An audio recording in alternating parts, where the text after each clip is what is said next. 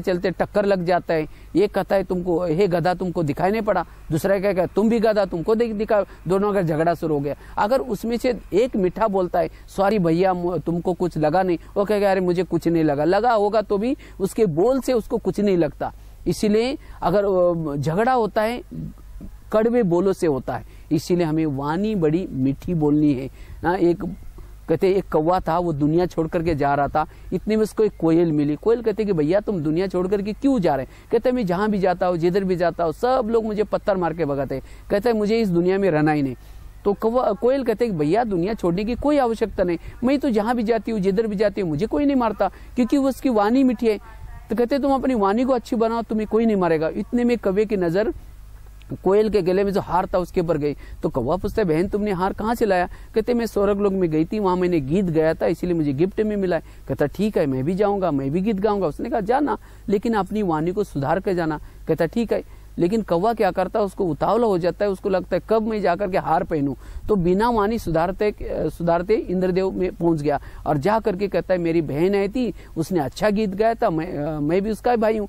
उनको लगा ये उनका भाई होगा क्योंकि दोनों का कलर एक जैसा। सभी को सभागार में बिठाया और कवि को कहा कि कविता चालू करो। जब उसने वाणी बोलना शुरू किया, उसकी वही वाणी थी, वाणी सुनकर के सबके कान फटने लगे, वहां से भी पत्थर मार के उसको भगा दिया। तब उसको याद आया कोयल ने क्या कहा था, तो वाणी सुधार के जाना। कहने का मतलब अगर हमने अपने बोल को नहीं सुधारा, वाणी को मीठा नहीं किया, तो समाज में जिस गली में जाएंगे, जिस ऑफिस में जाएंगे, हमें कोई भी पसंद नहीं करेगा। इसलिए हमें अपने जीवन में वाणी को अच्छी बनाना। और वाणी कैसी बनते हैं? जो पढ़ोगे, जो जैसा सोचोगे वही वाणी में निकलता है। जैसे अंदर भाव होगा, जैसी भावना होगी, वही बोल वाणी से निकलते। इसीलिए वाणी अच्छी बनाना यही हमारे शिक्षा का उद्देश्य है। और लास्ट का वैसे तो गुण तो बहुत है, शिक्षाएं तो बहुत है, लेकिन आपको केवल 3 गुण के बारे में जैसे बताया।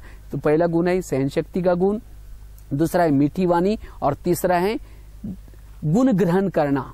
ये गुण ग्रहण, अगर हमारे अंदर गुण तो कई बाजार में मार्केट में नहीं मिलते, गुण ग्रहण करने वाली चीज है। जिसकी दृष्टि ग्रहण करने वाली है वो व्यक्ति महान बन सकता है। इसीलिए पक्षियों से गुण ले ले, प्राणियों से गुण ले ले, कोई प्रकृति से गुण ले ले। सूरज में भी गुण है, नदी में गुण है, सागर में गुण है, लेकिन हमारी गुण ग्रहण करने की दृष्टि चाहिए। जो गुण ग्रहण करता है वही व्यक्ति गुणवान बन सकता है। मैं अपने जीवन का खुद का एग्जाम्पल बताता हूँ। मैं जब स्कूल लाइफ में था, मैं अपने क्लास में जितने भी बच्चे रहते थे उन सभी के नाम एक पर्सनल डायरी में लिख करके रखता था, और एक एक बच्चे में क्या क्या गुण है वो लिखता था। जब भी वो बच्चा सामने आता था मुझे उसका गुण याद आता था, और एक एक गुण में उन बच्चे का, कोई बच्चा जिसका राइटिंग अच्छा था तो मैं सोचता मुझे भी राइटिंग अच्छा बनाना है। कोई बच्चा कभी स्कूल मिस नहीं करता था, मैं सोचता मैं भी स्कूल मिस नहीं करूंगा। कोई बच्चा टीचर हो या ना हो तो भी शांति से बैठता था। तो इस तरह से मैंने एक एक बच्चे से गुण लिया और इसीलिए उस क्लास में नंबर 1 बन गया। इसी तरह अगर हम एक एक व्यक्ति से गुण ग्रहण करेंगे, और गुणों का दाता कौन है? परमात्मा। इसीलिए गुण ग्रहण करना ये भी शिक्षा का उद्देश्य है। और इसीलिए हर शैक्षणिक संस्था में सरस्वती माँ का चित्र जरूर होता है। सरस्वती माँ किस पंछी के ऊपर बैठी है? हंस के ऊपर बैठे, मोर के ऊपर बैठे हैं। कोई चित्र में दिखाया जाता है कमल के ऊपर बैठे। वास्तव में क्या हंस के ऊपर बैठती थी? चित्र में दिखाया जाता है पानी के अंदर हंस तैरे, सरस्वती माँ उसके ऊपर बैठे। ये चित्र हमें बहुत बड़ी शिक्षा देता है। तो सरस्वती कहते हैं कि अगर ज्ञान को बुद्धि में बिठाना है तो आप क्या बनो? हंस बनो। हंस अर्थात मोती चुगने वाला, सभी के गुण ग्रहण करने वालों को कहेंगे हंस। कौवे के ऊपर क्यों नहीं बैठी? क्योंकि कौवा काला है। काला अर्थात अंदर कुछ बाहर कुछ। इसी तरह अगर हम दूसरे के अवगुणों को ग्रहण करते हैं उसको कहेंगे कौवा। कौवे के ऊपर क्यों नहीं बैठी? क्योंकि कौवा काला, काला अर्थात अंदर कुछ बाहर कुछ। जो अवगुणों को देखता है उसको कहेंगे कौवा। वास्तव में कोई सरस्वती माँ कोई हंस के ऊपर भी बैठती नहीं थी। और पानी के अंदर हंस तैरे और सरस्वती माँ उसके ऊपर बैठे। अगर कोई छोटा बच्चा जाकर के बैठेगा तो क्या हो जाएगा?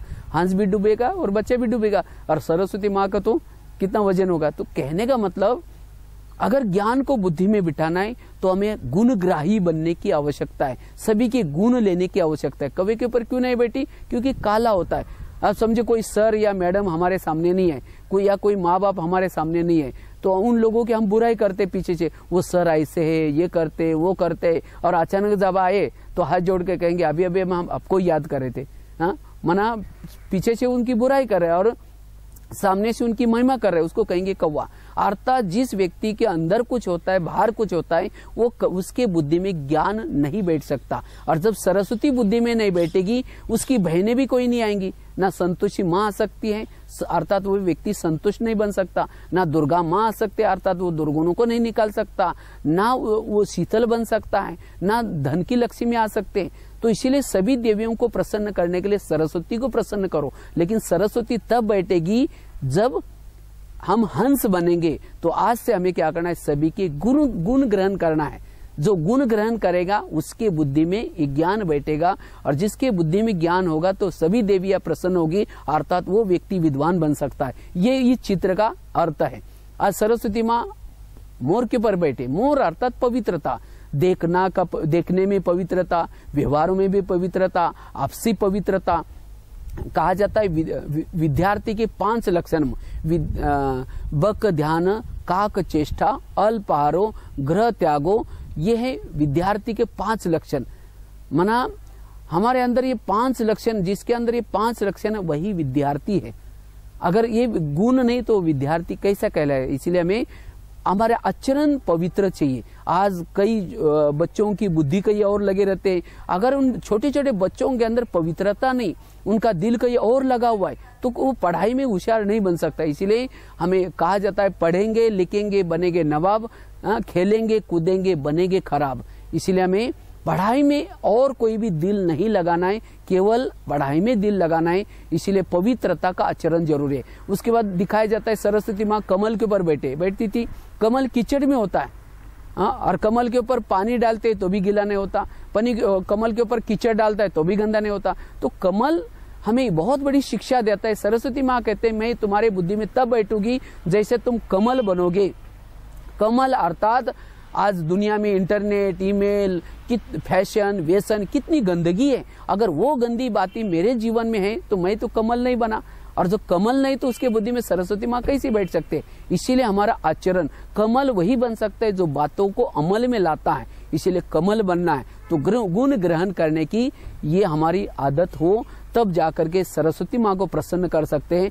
तो इसी तरह गुण ग्रहण करने का गुण। आज हम शिक्षा लेते हैं, रोज स्कूल में प्रेयर करते, क्या कहते हैं, भारत मेरा देश है, सारे भारतीय मेरे भाई बहने, और क्लास में गए झगड़ा करना शुरू किया। आज ये गवर्नमेंट ने प्रेयर क्यों रखे, क्योंकि प्रेयर करके कहा जाता है प्राण जाए लेकिन वचन न जाए।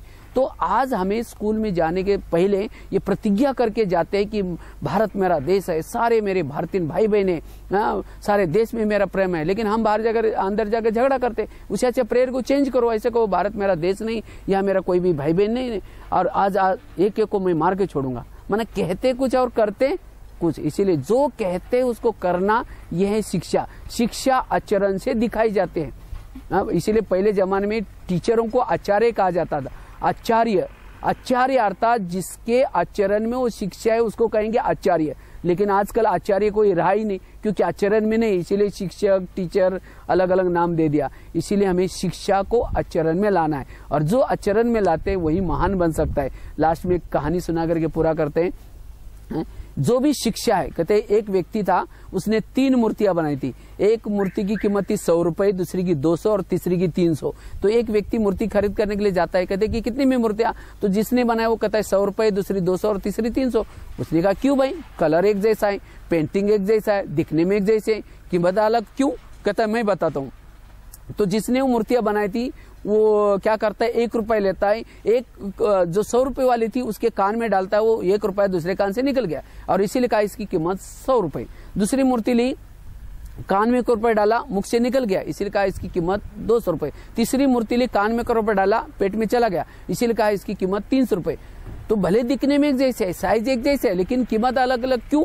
क्योंकि उनकी आंतरिक विशेषता अलग अलग थी। इसी तरह स्कूलों में आने वाले सब विद्यार्थी, सबके पेंटिंग एक जैसा, अर्थात यूनिफॉर्म एक जैसा होता है, दिखने में एक जैसे होते हैं, लेकिन सबकी विशेषता अलग अलग है, सबके गुण अलग अलग, सबकी प्राइस अलग अलग है, वैल्यूज अलग अलग। क्यों? अब पढ़ाने वाला टीचर एक है, एक ही शिक्षक पढ़ाता है, लेकिन कोई 90 मार्क लेता है, कोई 30 मार्क लेता है, कोई 20, कोई 50, कोई 60। क्यों? शिक्षा लेने का उद्देश्य अलग अलग होता है। इसी तरह जो बच्चे शिक्षा को एक कान से सुनकर के दूसरे कान से निकालता है, उसकी कीमत 100 रुपए, उसको कहेंगे कुंभकर्ण।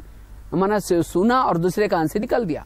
और कोई सुन करके मुख से वर्णन करता है, हमारे क्लास में बहुत अच्छा बताया, सिनेमा टीवी नहीं देखना बताया, और देख भी रहे और बोल भी रहे, उसको कहेंगे तोताराम। सुना और मुख से वर्णन किया। और जो सुन करके आचरण में लाता है, पेट में डालता है, उसकी कीमत 300। और 300 रुपए वाले बच्चे समाज के, देश के, सबके काम के बच्चे हैं। इसीलिए आज वर्तमान समय हमें शिक्षा की जो भी बातें, उसको क्या करना, आचरण में लाना है। आचरण से ही हम महान बन सकते हैं। केवल शिक्षा हमने सुन ली, दूसरे कान से निकल गई, तो आचरण में नहीं आ सकते। तो इसीलिए आज बच्चों को अगर अच्छा बनाना है, उनके अंदर ये कुछ बुराइयां, जैसे बताए कि 4 चीजों से बचाने की आवश्यकता है, कुसंग, सिनेमा, व्यसन और फैशन। यही बच्चों को बिगड़ने के मूल कारण है। अगर इसमें से एक भी कमी है तो भी बच्चे का आचरण ठीक नहीं हो सकता। और आज बच्चों को सुधारने के लिए उनके अंदर एक तो बताए सहनशक्ति का गुण, मीठी वाणी और गुण ग्रहण करने का गुण आवश्यक है। अगर ये 3 गुण है, और भी बहुत सारे गुण हैं, और ये गुणों की शिक्षा आज प्रजापिता ब्रह्मा कुमारी ईश्वरीय विश्वविद्यालय में दी जाते हैं। उनको मेडिटेशन सिखाया जाता है, और मेडिटेशन के द्वारा बच्चों के अंदर की आंतरिक शक्तियां जागृत होते हैं। और साथ में ज्ञान के द्वारा आज हम कौन है ये भूल गए, हम कहाँ से आए ये भूल गए, हमारा पिता कौन है ये भूल गए। इसीलिए परम शिक्षक परमात्मा इस सृष्टि के अंतिम समय आकर के इस वैल्यूज एजुकेशन के बारे में सिखाता है। और जो इस ब्रह्मा कुमारी विद्यालय में ये वैल्यूज की शिक्षा लेता है, वो नर से नारायण बन सकता है, नारी से श्री लक्ष्मी बन सकते हैं। तो इस भौतिक एजुकेशन के साथ साथ आज बच्चों को नैतिक शिक्षा की जरूरत है। तभी आने वाला समाज बहुत एक देवता, एक दैवी संस्कृति वाला बन सकता है, जिसे प्रकृति भी बदल सकते हैं। आज मनुष्य के अंदर की वैल्यू खत्म हो गई, इसीलिए उसकी वैल्यू कोई नहीं रखता। आज कई बोलते मेरा वैल्यू कोई नहीं रखता, मेरी कीमत कोई नहीं रखता। क्यों नहीं रखता? जीवन में वैल्यूज नहीं होगा तो कोई वैल्यू नहीं देगा। इसीलिए जो जितना वैल्यू को धारण करेगा, उस व्यक्ति की वैल्यू भी उतनी बढ़ेगी। और इसीलिए वैल्यू एजुकेशन का ज्ञान इस ब्रह्मा कुमारी विद्यालय में, पहले इसमें 7 डेज का कोर्स रहता है, 7 दिन का कोर्स बेसिक। अगर ये कोर्स कर लेता है, उसके बाद वो मेडिटेशन करता है, तो उसके जीवन में जरूर वैल्यू आएंगी। क्योंकि वैल्यू का सागर परमात्मा, गुणों का सागर आध्यात्मिकता वैल्यूज का स्रोत है। जब तक जीवन में आध्यात्मिकता नहीं, तब तक जीवन में वैल्यूज नहीं आ सकते। तो आप सभी जरूर इस वैल्यूज के बारे में जानकारी लेंगे। इसी के साथ धन्यवाद। ओम शांति। समय ऐसे युवकों की समाज के लिए बड़ी जरूरत है, जो स्वयं भी सशक्त बन जाए और समाज को भी सशक्त बनाया जाए। तो ऐसे कैसे साधारण परिवार में, गरीब परिवार में रहते हुए भी आज मैंने अपने जीवन के अंदर सहन शक्ति का गुण, नम्रता का गुण, इस तरह से गुणों का जीवन में धारण करके अपने जीवन को सशक्त बनाया। मेरे जीवन में बहुत सारे प्रॉब्लम्स आए, समस्या आई, बातें आई, लेकिन मैंने सदा ही सोचा था कि मुझे जीवन में कुछ करके जाना है। और विशेष भगवान ने जिस उद्देश्य से मुझे इस धरती पर भेजा है, वो कार्य मुझे करना है। तो वास्तव में कराने वाला वो परमात्मा है। लेकिन अगर हम अपने जीवन में एक आध्यात्मिकता लाते हैं, तो हम अपने जीवन को बहुत अच्छा परिवर्तन कर सकते हैं। जीवन में कितनी भी परिस्थिति आई तो उसका सामना कर सकते हैं। तो ऐसे मेरा यही संदेश है कि आज आध्यात्मिकता के द्वारा हम जीवन को महान बना सकते हैं। ओम शांति।